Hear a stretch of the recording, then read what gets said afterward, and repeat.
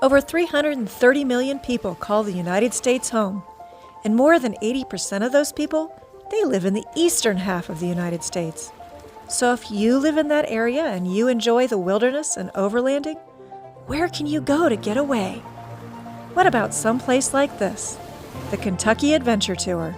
Over 900 miles of dirt, gravel, and paved roads winding through the wilderness of Appalachian Kentucky. So if you're ready, jump on in and come along for today's ride. We started our drive that morning in the rain near Bowen, Kentucky. If you've never driven in this area before, be aware that all that rain and water can turn the dirt roads into thick, slick mud. So don't forget to take your time on those downhills. The Kentucky Adventure Tour winds its way, somewhat unpredictably, through the back roads and the countryside. So make sure you download the map from the official Kentucky Adventure Tour Facebook page so that you've got the current up-to-date information on trails and trail conditions.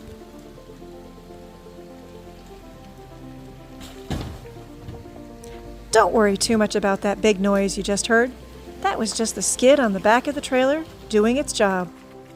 That trailer can go just about anywhere we can take the Rubicon. And the skid, well, it helps protect the diesel heater and other things inside the trailer from damage.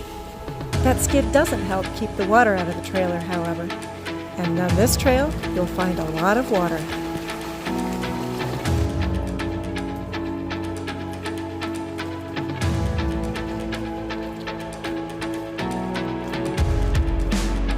You might notice that the forest we've been driving through, well, it's a pretty darn young forest.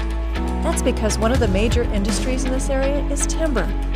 The fact of the matter is that these roads that you're driving on are generally only here because of the timber, oil, gas, and coal mining interests in the area.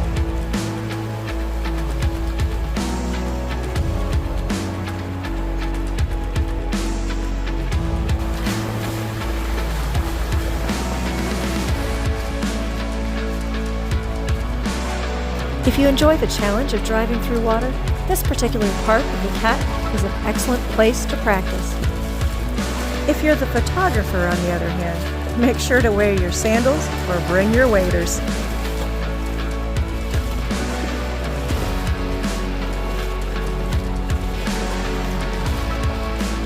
You might want to make sure to keep your eyes open for things you don't expect in this area. For example, as I was walking backwards through this section to take video, I looked down at my feet and I noticed something. And I thought, oh, I don't want that in the picture. I think he's dead. But he wasn't. He was a huge, beautiful snapping turtle. And I'm just glad that I didn't step on him.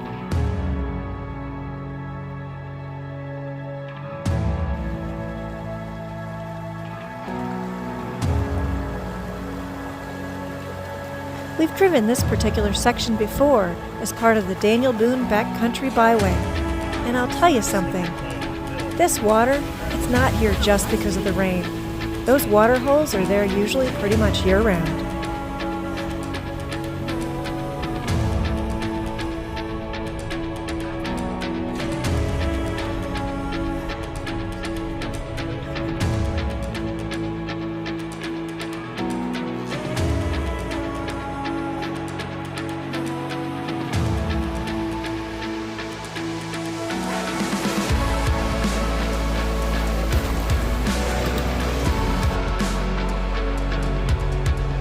In this particular section, you'll actually find yourself driving up through the creek along the roadbed.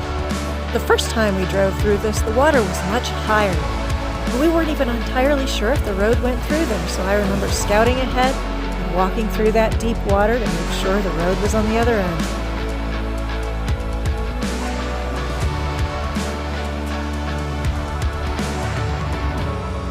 As the rain had stopped, we'd rolled down many of the windows, especially so Rue could stick her nose out. As you can see, she loves doing that, regardless of how much mud she gets on her face. As you drive along the CAT in this particular area, you may find the occasional parking area for rock climbers. There are loads of different climbing routes in the area, with names like A Spot of Bother, Kiss the Manta Ray, Davy Jones' Locker, Technical Difficulties, Naked Lunch, Whippersnapper, And my personal favorite, old people are awesome. It almost makes me want to dig out that old climbing harness and try my hand on the rocks again. But in the meantime, I think I'll just continue to enjoy gems like this one on the trail.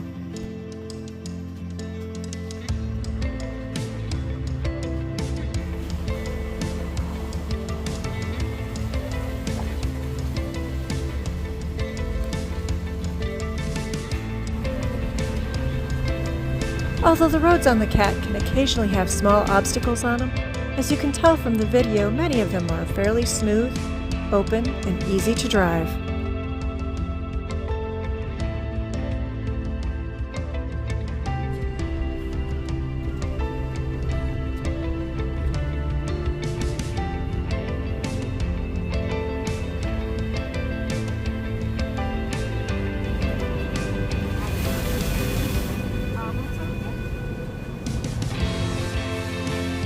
This section might look a little intimidating to a new driver, but even these sections with the high banks are usually fairly easy to drive. And the majority of mud holes like this one have a nice solid rock bottom.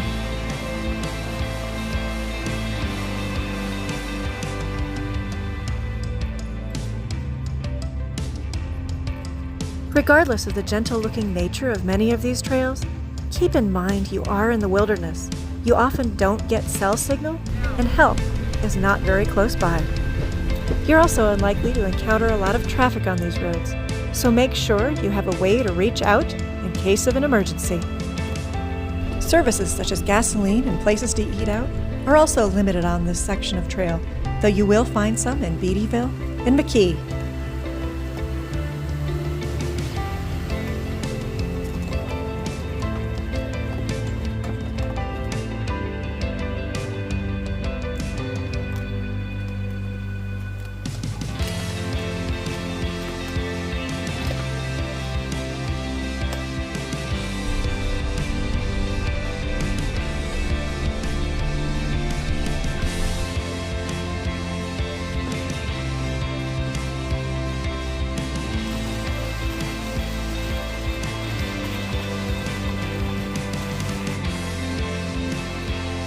When you download the official map for the Cat, you'll find marked on there a cave in this section. This is definitely a spot that you're going to want to get out and explore. Walking in this creek bed, we could tell that this is inundated with water several times a year.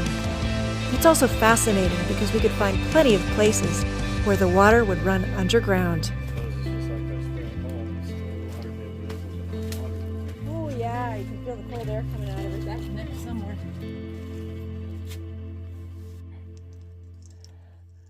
So this is just a hole in the creek bed. You can feel a whole bunch of cold air coming out. You can see all the moisture in it.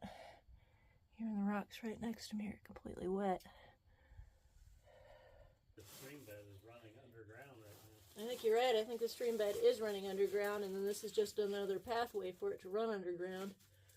But it's the water table's a lot lower right now, because you can feel the cold air.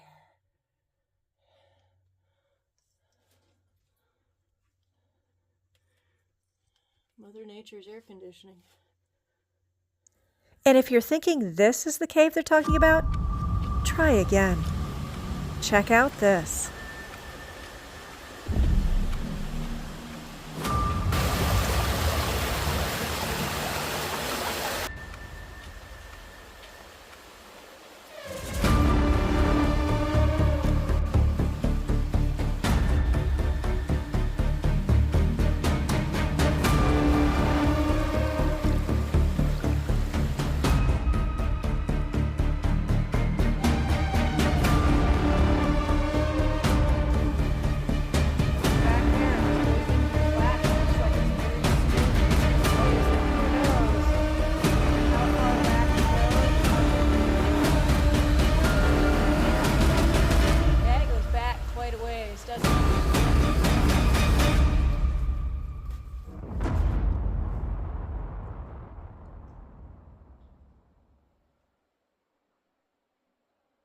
So this water must be coming underground through the different layers of rock just seeping here. You can't hear it, there's no rapids, but it's all around me, underneath my feet, coming from behind me through the rock strata.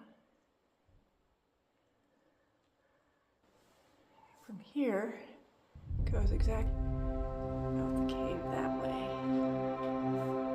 You can't see so well because the light outside is so bright. This is the darkness a lot. From here, it keeps going.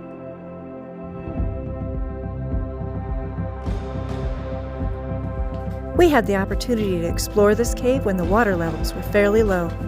Keep in mind that caves like this can be exceedingly dangerous when the water levels are higher. Getting stuck. There we go.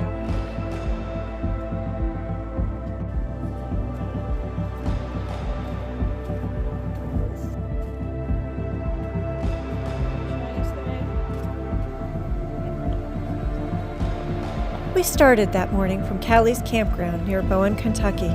And along the way, we passed several other camping areas, places like Hollerwood, which is an off-road park, Bald Rock Campground, which caters primarily to climbers, Turkeyfoot, and the one we eventually camped at, S-Tree. There are also several dispersed camps in the area, but they're definitely fewer and far between.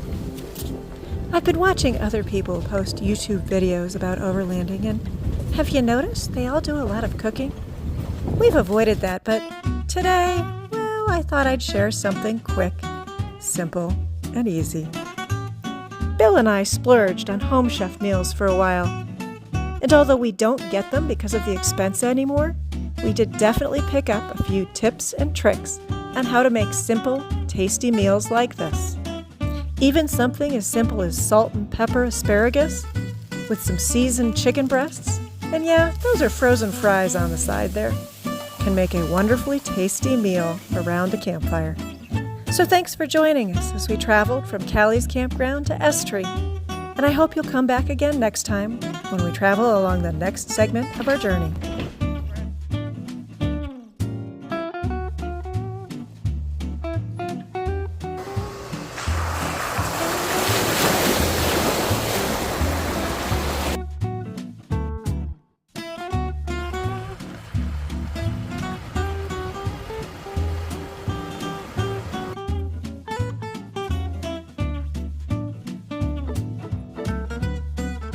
Thanks for watching. Now go out and find your own adventure.